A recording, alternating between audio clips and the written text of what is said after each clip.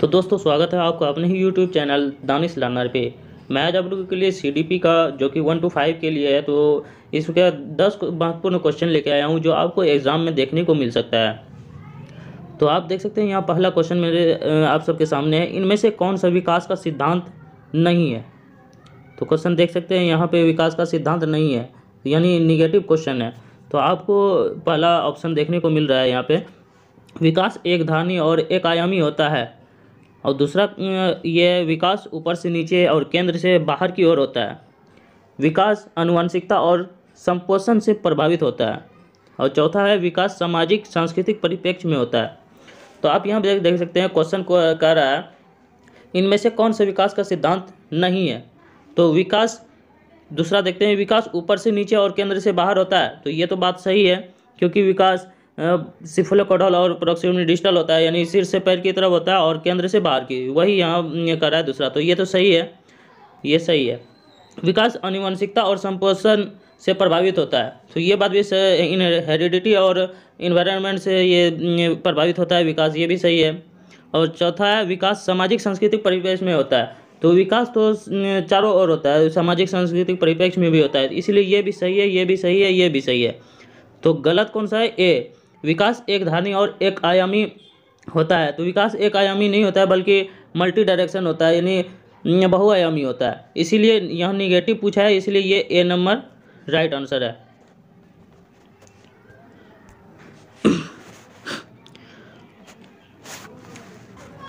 यहाँ पे दूसरा क्वेश्चन है, शीर्षगामी सिद्धांत विकास के किस क्षेत्र पर लागू होता है। तो पहला क्वेश्चन आप देख लिए, और दूसरा क्वेश्चन यहाँ पे, शीर्षगामी सिद्धांत विकास के किस क्षेत्र पर लागू होता है। यानी सेफेलोकोडल सिद्धांत जो है वो यहाँ चार जो दिया है इनमें से किस पे लागू होता है। तो पहला है गौमक विकास, दूसरा है भाषा विकास, तीसरा है संज्ञानात्मक विकास, चौथा है नैतिक विकास। तो नैतिक विकास कोलबर्ग दिया है, भाषा विकास तो वाइगोत्स्की, संज्ञानात्मक पियाजे। तो ये तीनों नहीं होगा, गौमक विकास हो जाएगा। शीर्षगामी विकास में से पहले बच्चा का मस्तिष्क का डेवलपमेंट होता है, उसके बाद शरीर होता है, इसलिए ये ए नंबर सही हो जाएगा। आप सबके सामने तीसरा क्वेश्चन आप सबके सामने आ गया है, भाषा विकास के संदर्भ में संवेदनशील अवस्था कौन सी है। तो संवेदनशील अवस्था कौन सी होती है, यानी सबसे ज़्यादा एक्टिव कब, किस काल में बच्चा रहता है भाषा सीखने के संदर्भ में। तो एक जन्म पूर्व अवस्था, प्रारंभिक अवस्था, मध्य बचपन, युवा अवस्था। तो जन्म पूर्व तो ये तो नहीं होगा, क्या कि जन्म से पहले ही बच्चा भाषा सीख लेता है, ये तो नहीं होता है। और उसके बाद है मध्य बचपन। मध्य बचपन में तो बच्चा ऑलरेडी सीखा हुआ रहता है। उसके बाद युवा अवस्था, युवा अवस्था तो किशोरावस्था के बाद 18 साल से प्लस हो जाएगा युवा अवस्था। तो ये भी नहीं होगा, ये भी नहीं होगा, बल्कि बी नंबर सही हो जाएगा, क्योंकि प्रारंभिक अवस्था 0 से 2 वर्ष जो होता है उस वक्त बच्चा बोलना शुरू करता है और उस वक्त वो सीखना चाहता है। तो इसीलिए ये वाला प्रारंभिक अवस्था इसका राइट आंसर हो जाएगा।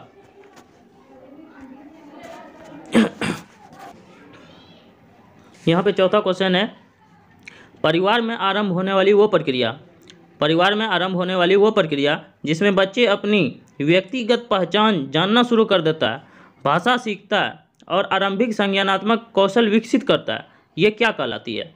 जब भी आप यहाँ क्वेश्चन पढ़ेंगे, क्वेश्चन में आप देख सकते हैं बच्चे अपनी व्यक्तिगत पहचान जानना शुरू करता है। तो सबसे पहले परिवार यहाँ पे दे दिया है। तो परिवार समाजीकरण का प्राथमिक कारक है, और उसके बाद द्वितीयक में आ जाएगा, उसके अलावा जितना भी है सब द्वितीयक में आएगा।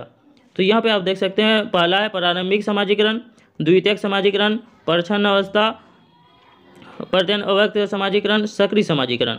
तो बच्चा सबसे पहले कोई भी चीज़ सीखता है तो अपने घर में सीखता है, यानी अपने परिवार में सीखता है, इसीलिए इसका राइट आंसर ए हो जाएगा, प्रारंभिक समाजीकरण है। परिवार में आरंभ होने वाली वो प्रक्रिया, ये प्रारंभिक समाजीकरण हो जाएगा, चौथा का ए सही हो जाएगा।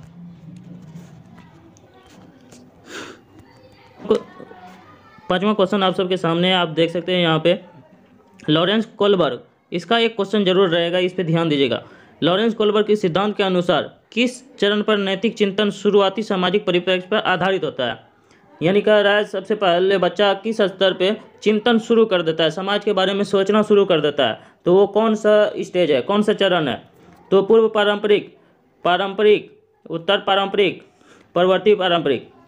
तो इसका राइट आंसर जो हो जाएगा वो पारंपरिक चरण हो जाएगा, क्योंकि इसमें बच्चा 10 से 13 वर्ष का रहता है और वो उस वक्त सोचने विचारने लगता है, यानी क्या गलत है क्या सही है उसको बहुत चीज़ मालूम होने लगता है। इसलिए इसका राइट आंसर हो जाएगा ऑप्शन नंबर बी। यहाँ पे छठा क्वेश्चन कह रहा है कि पियाजे के सैद्धांतिक दृष्टिकोण से, पियाजे के सैद्धांतिक दृष्टिकोण से नई सूचनाओं को अपने मौजूदा ज्ञान में शामिल करने को क्या कहते हैं। यानी पहले से उसके पास जो स्कीमा बना हुआ है उस स्कीमा में दूसरा जो ज्ञान आ रहा है उसको शामिल करना, तो ये क्या कहलाएगा। तो ऑप्शन देखते हैं। तीसरा है सामाजिकरण, तीसरा है आत्मसातकरण और चौथा है संगठन।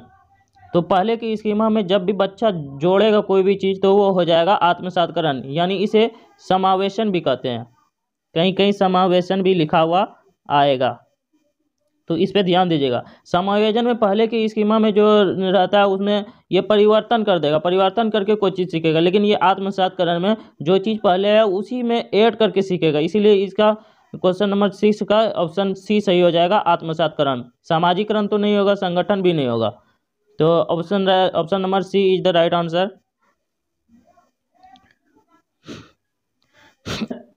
मीना अब शब्दों का प्रयोग करने लगी है तथा ये समझने लगी है कि शब्द वस्तुओं के प्रतीक है। अब तर्क करने लगी है परंतु प्रतीकों का संरक्षण और क्रमबद्धता नहीं कर पाती है। यानी कोई भी चीज़ वस्तु है उसको संरक्षण नहीं कर पा रहा है और क्रमबद्ध उसको एक लाइन में नहीं सजा पा रहा है, तो ये कौन सा स्टेज हो जाएगा। तो मीना पियाजे के संज्ञानात्मक विकास की किस अवस्था पर है। संक्रियात्मक अवस्था, और दूसरा है अमूर्त संक्रियात्मक अवस्था, तीसरा है संवेगी गमक और चौथा है मूर्त संक्रियात्मक। तो पियाजे के द्वारा 4 स्टेज दिया गया है। तो पूर्व संक्रियात्मक अवस्था ये हो गया 2 से 7 साल। उसके बाद अमूर्त तो 11 प्लस हो गया, 11 से लगभग 15 वर्ष। मूर्त हो गया 7 से 11 प्लस, और संवेगी गमक 0 से 2। तो अब बताइए कौन सा इसका राइट आंसर होगा। कह रहा है कि मीना अब शब्दों का प्रयोग करने लगी तथा ये समझने लगी है कि शब्द वस्तुओं के प्रतीक है। तो अब तर्क करने लगी है परंतु प्रतीकों का संरक्षण और क्रमबद्धता नहीं कर पाती है। तो ये आपको यहाँ इसी से पता चल गया कि 2 से 7 साल में वो शब्द समझने लगता है लेकिन क्रमबद्ध नहीं कर पाएगा, किसी भी चीज़ को एक लाइन से नहीं लगा पाएगा बड़ा छोटा करके। तो इसीलिए इसका आंसर हो जाएगा ऑप्शन नंबर 1, क्योंकि संवेगी गमक में तो 0 से 2 वर्ष में वो नहीं कर पाएगा, ना समझ पाएगा। और अमूर्त तो ये तो सबसे ऊपर वाला स्टेज हो गया। मूर्त में जो चीज़ देख के कर रहा है वो देख के उसको क्रमबद्ध कर पाएगा, तो अमूर्त में वो हो जाएगा, लेकिन यह नहीं कर पा रहा है, तो इसीलिए ऑप्शन नंबर 1 होगा। क्वेश्चन आपके सामने आया 8 नंबर होगा। 8 नंबर, समीपस्थ विकास के क्षेत्र का संपर्तीय किसने प्रतिपादित किया। तो समीपस्थ विकास का क्षेत्र यानी ZPD यहाँ कह रहा है, ZPD। तो ZPD किसने दिया था। Jerome Bruner, David Ausubel, Robert M Gagne और लेव वाइगोत्स्की। तो जब ZPD के अंदर ही पार्ट दिया जाता है तो ये वाइगोत्स्की दिया है, तो इसीलिए ऑप्शन नंबर डी राइट हो जाएगा। इसी में वो पार्ट, ढांचा, इसका फोल्डिंग इंग्लिश होता है, तो सब वाइगोत्स्की के द्वारा दिया गया और समीपस्थ विकास के क्षेत्र में ही दिया गया है। तो वाइगोत्स्की क्या क्या दिया है, सामाजिक, सांस्कृतिक और भाषा। ये जहाँ भी आपको देखने को मिले वहाँ पे आप वाइगोत्स्की लगा दीजिएगा। तो अब अगला क्वेश्चन देखते हैं, क्वेश्चन नंबर 9। क्वेश्चन नंबर 9 क्या कह रहा है, कौन सा कथन ले वाइगोत्स्की के मूल सिद्धांतों को सही मायने में दर्शाता है। फिर से वाइगोत्स्की का ये क्वेश्चन आ गया। तो कौन सा कथन ये बताता है कि ये वाइगोत्स्की के द्वारा दिया गया है। अधिगम एक अंतर्मन प्रक्रिया है, अधिगम एक सामाजिक प्रक्रिया है, अधिगम उत्पत्ति मूलक क्रमादेश है, अधिगम एक अक्रमबद्ध प्रक्रिया है जिसके 4 चरण है। तो अभी तुरंत आपको बताया कि जहाँ भी ये वाइगोत्स्की सामाजिक, सांस्कृतिक और भाषा है तो वाइगोत्स्की मार दीजिएगा। तो वाइगोत्स्की के बारे में पूछा है, ऑप्शन नंबर बी में कह रहा है अधिगम एक सामाजिक क्रिया है, तो इसीलिए ऑप्शन नंबर बी राइट हो जाएगा। तो अब इसका आंसर हो जाएगा ऑप्शन नंबर बी। तो अगला क्वेश्चन देखते हैं, क्वेश्चन नंबर 10 क्या कह रहा है। क्वेश्चन नंबर 10 कह रहा है एक गतिशील कक्षा में कौन से विकल्प सार्थक शिक्षण को बढ़ावा देने के लिए व्यक्तिगत अधिगम विधि का उदाहरण है। तो निरंतर व्यक्तिगत प्रतियोगिता का आयोजन, मौखिक दंड का प्रयोग, एक रूपी मानकीकृत, केवल अधिगम का मूल्यांकन के स्थान पर अधिगम के लिए मूल्यांकन। ये असेसमेंट ऑफ लर्निंग के स्थान पर असेसमेंट फॉर लर्निंग, ये कर रहा है ऑप्शन नंबर डी। तो निरंतर व्यक्तिगत प्रतियोगिता, प्रतियोगिता जहाँ भी आ गया ये निगेटिव हो गया। दंड, दंड भी निगेटिव हो गया।